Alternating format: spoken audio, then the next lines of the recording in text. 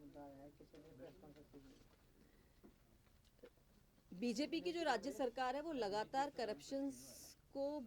यूं कहें संरक्षण देने का काम कर रही है, और अगर कहीं करप्शन जनता के माध्यम से या मीडिया के माध्यम से सामने लाया जाता है तो उसको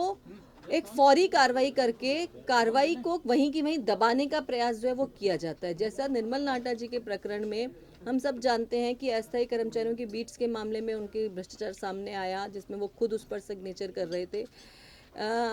गौशाला में अनियमितता पूरी तरीके से सामने आई, जहां पर करप्शन और किस तरीके से वहां की अनियमितताओं की वजह से वहां की स्थितियां बिगड़ी। इन मामलों को हमने समय समय पर उठाया, लेकिन इन पर कोई कार्रवाई नहीं की गई। लेकिन जब मामला पूरी तरीके से जब सामने आया और जो शिकायत जो है वो जब आगे पहुंची, तो उसके बाद निर्मल नाटा जी को पद से हटाया गया। सरकार ने अपनी वर्षगांठ पर हटाया, जो उनकी फेलियरनेस को भी साबित करता है। लेकिन सरकार ने बहुत एक शराफत भरे अंदाज में कह दिया कि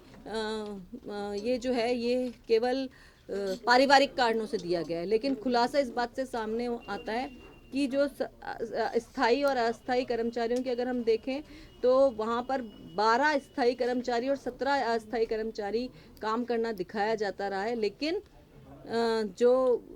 वहाँ पर देखते थे तो केवल अस्थायी कर्मचारी काम करते थे। उनके जो ओएसडी थे जगदीश गर्ग जी, उनके खुद के पुत्र और पुत्रवधू के नाम से वहाँ पर ठेके चल रहे थे, और उन्हीं के माध्यम से कहीं ना कहीं 2% कमीशन के साथ पत्रावलियों को मंगवा करके और उनको पास किया जा रहा था। तो इससे ये जो जब सारे खुलासे सामने हुए तो केवल निर्मल नाटा जी को उनके पद से हटा करके मुझे नहीं लगता कि करप्शन की कार्रवाई की तीसरी हो जानी चाहिए। ये पूरे मामले की जांच होकर के और जांच होकर के जो दोषी हैं, चाहे वो, और दोषी कार्रवाई ना करना इस बात से भी साबित हो रहा है कि जगदीश गर्ग जी आज भी वहीं ओएसडी के पद पर परनामी जी के समय पर भी थे और आज भी काम कर रहे हैं। तो इसका मतलब साफ तौर पर है कि उन्हें कहीं ना कहीं बचाने की कोशिश की जा रही है, जबकि 65 वर्ष की आयु के बाद उनको ओएसडी लगाए जाने का लगाया जाना खुद ही सरकार के आदेश की अवहेलना है अपने आप में, क्योंकि सरकार ने एक आदेश निकाल रखा है जिसमें 65 वर्ष से अधिक उम्र के व्यक्ति को नहीं अपने कार्यालय में लगाया जाना चाहिए। तो फिर ऐसा क्या इंटरेस्ट है और क्यों इस मामले को केवल दबाने की कोशिश की जा रही